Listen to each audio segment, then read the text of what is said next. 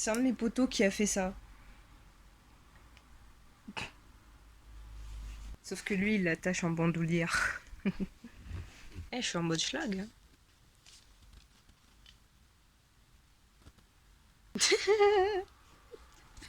Eh, je suis trop en mode schlag. Salut. Salut. Du coup, il a retiré. Et il a remis la sangle. J'ai accroché les cendres et tout. Mais j'avais quand même un problème de visibilité. Parce que je m'étais foutu. On était en mode Tetris. On était à 3 sous 2 tonnelles. Donc 3 exposants. On avait chacun une grande table dôme où elle devait faire 2 mètres facile. Et moi j'avais une mauvaise visibilité. Enfin, voilà, on me voyait pas suffisamment quoi.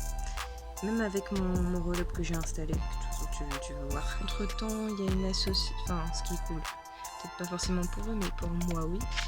Il y a une assos qui est partie et du coup j'ai pu m'installer au stand d'en face et j'avais une tonnelle pour moi donc c'était cool. J'ai pu me réinstaller comme je voulais et là j'ai eu une vente. Ouais. Là j'ai eu une vente du coup c'était cool. Et non, j'avais des gens qui étaient de passage, qui étaient curieux de savoir ce que je faisais, comment je faisais. Après, ouais, j'ai des cartes qui sont parties, des cartes de visite qui sont parties. Et non, franchement, c'est sympa. Je trouve ça sympa. Après, bon, voilà, j'ai pas pu vendre grand chose, hein, un t-shirt, voilà. Mais je trouve ça quand même cool parce que j'ai fait des rencontres sympas. Il y a la sangle du chétan là, qui m'a saoulée. Je me suis sentie tellement couillonne. C'était sympa, la bienveillance des gens c'était sympa. Après je me suis quand même fait péter mon gobelet. Alors là, franchement, je comprends pas trop. Je suis allée pisser. J'ai laissé mon gobelet sur le lavabo Enfin, quand tu sors des chiottes quoi. Je me suis pété mon gobelet le temps de pisser. Je comprends pas. C'est débile. On s'est arrosé, je me suis fait arroser, c'est trop cool. Et il y avait de la musique, c'était trop cool. J'ai pu danser un petit peu. Et après, ce qui est plus galère, c'est que quand t'es en festoche et que t'es une nana, il y a des choses que tu peux pas, que t'as plus de mal à gérer. Un peu comme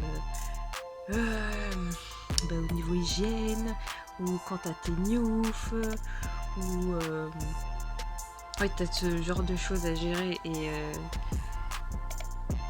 par exemple, je pourrais le raconter, c'est une anecdote, mais je pourrais le raconter. Parce que l'année dernière, j'ai fait un petit festoche. Pareil, j'avais un stand et j'avais encore mes newfs. Et du coup, c'était un peu galère au niveau hygiène pour me changer.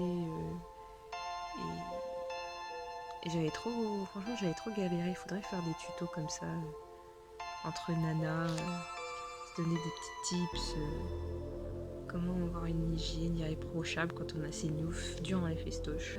J'ai remballé mon stand à 22h à peu près. Après, c'était soirée en mode sound system et tout ça, tout ça. Ça fait que j'ai poireauté un petit moment à l'intérieur sans faire grand chose. J'étais dans le coin, en plus je cherchais mes potes. Et là c'était cool, j'étais juste devant, je me suis foutue devant les grosses sonos. J'ai dansé en mode salut, je me présente, je suis une muse. Danser, je sais pas, je me sentais à ma place juste devant les enceintes à bouger. Il y avait quelques personnes qui regardaient, qui dansaient en même temps que moi, qui faisaient les mêmes pas. Et c'était hypnotique et c'était vraiment ouais, on était en phase et on était tous à notre place et on se sentait trop bien. Enfin, moi en tout cas, je me sentais hyper méga bien à ce moment-là. Ce sont des choses à vivre. Et minuit est arrivé super vite, je suis sortie. Je suis sortie comme une voleuse, j'ai pas dit au revoir à mes potos. Hein. Donc je suis repartie avec mes 3 choses. Donc le sac à traîner, le sac de backpacker et le roll-up. En fait, j'avais plus de train. minuit et quart à peu près, plus de train pour aller direction Paris. Et ensuite revenir chez moi en Île-de-France, côté Est. Je me suis dit putain, comment je vais rentrer. Et je suis pas du genre à faire des soirées jusqu'à 6h du matin, j'y arrive pas. Moi j'y arrive vraiment pas. Et chose à savoir, c'est que je suis censée me lever à 7h du matin. Là il est 2h. Je sais même pas comment je vais faire. Du coup j'ai appelé mon gars mais il pouvait pas venir me chercher, donc ce que j'ai fait, il m'a dit bah écoute, prends un Hitch ou un Uber et je te le rembourserai. Donc je fais bon, ok, ça a coûté 68 euros. 68 euros, putain, c'est chaud. Mais franchement le type il était super cool, le driver il était au top, ouais. Il a mis la musique, c'est trop marrant parce que j'ai vu il était en claquette.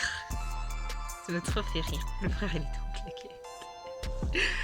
Mais franchement, il n'y a rien à dire, il était super aimable, respectueux, il mettait de la musique, il me laissait choisir, mais qu'est-ce que tu veux écouter, parce que comme on va passer une demi-heure ensemble, faut pas que tu écoutes un truc que t'aimes pas du tout, quoi.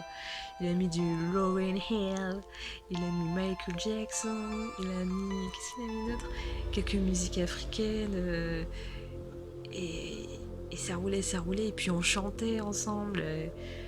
C'était trop bien, on a fait un voyage. On a fait un voyage. Et là, je suis super contente de ce genre de rencontre. Complètement inattendue. Ouais, par rapport à la sangle du chétan, là. Et mais, tu sais, quand il y a un truc que j'arrive pas à faire et qui me paraît juste évident, je me sens trop seule. Je me dis, ah, putain, mais qu'est-ce que je fous là, j'ai envie de me cacher. Mais sérieux, pourquoi je me suis levée ce matin? J'ai envie de me barrer, quoi. J'ai même plus envie de rester, ça me gave tellement. Si tu réussis un truc simple, ça a l'air simple, et tu réussis pas. Et qu'est-ce que... Enfin, le rendu que tu voulais, ce n'est pas du tout ça, et ça fait qu'en vrai, les gens, tu sais, ils vont même pas à ton stand à toi, ils vont là, à gauche, à droite et tout. Et j'étais invisible. Tu vois, ce sentiment d'être... t'es là, mais les autres ne te voient pas. Tu vois ce que je veux dire? Ce sentiment d'être invisible ou de faire partir du décor, comme on dit, dans le jargon, ça fait mal, ça fait vraiment mal. Et tu vois, ça, je l'ai ressenti énormément quand j'ai fait le début de l'événement. Après, quand j'ai changé de place, ça allait beaucoup mieux, heureusement. Puis en même temps, vu que j'étais seule, ça jouait aussi énormément. Et c'est pareil pour un des précédents stands que j'ai tenu dans un marché, mais c'était exactement la même chose. J'étais invisible. Les gens, ils allaient au stand qui était en face, mais moi, rien, quoi, que dalle, walou. Et j'ai ressenti exactement le même sentiment de... Ah, mais pourquoi je suis là? Putain, pourquoi je suis là? J'ai envie de rentrer chez moi, j'ai envie de me cacher, j'ai envie de me foutre dans mon lit et hop, basta. Franchement, je hais ce sentiment.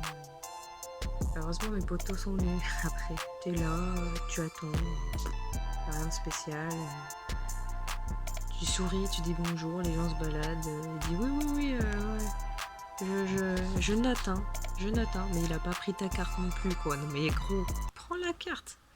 Ça te coûte rien de prendre la carte. Moi j'aime bien que les gens justement ils viennent sur mes réseaux, qu'ils viennent sur mon site, histoire de voir ce que je fais et histoire de montrer qu'ils ont un intérêt.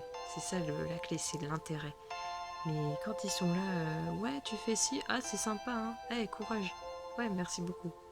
Mais prends la carte quand même, parce qu'il y a mes réseaux dessus et j'ai envie de montrer que j'existe, tu vois. J'ai envie de montrer que je fais des choses et que ces choses, je les surkiffe et que j'aimerais bien en vivre un jour. Donc rien que de prendre une carte de visite, c'est soutenir une personne, tu vois. Passer un bon moment, je passais une bonne journée dans l'ensemble. Donc je pense que C'est ça qu'on devrait retenir. Bon, je vais aller me coucher. Parce que je vais être dans le mal. Je pense que pour la prochaine vidéo, je parlerai plutôt de... C'est un point que je voulais aborder depuis un moment, c'est quand tu es en micro-entreprise, que tu es un créateur ou une créatrice et qu'en plus de ça, tu dois te manifester dans les festivals, les salons de créateurs et tout ça. Et je voulais faire une vidéo un peu du type ouais, c'est bien, on recherche à se faire voir des autres. L'inconvénient, c'est qu'il y a certains organisateurs de salons qui profitent de ça et qui ne sont pas du tout honnêtes.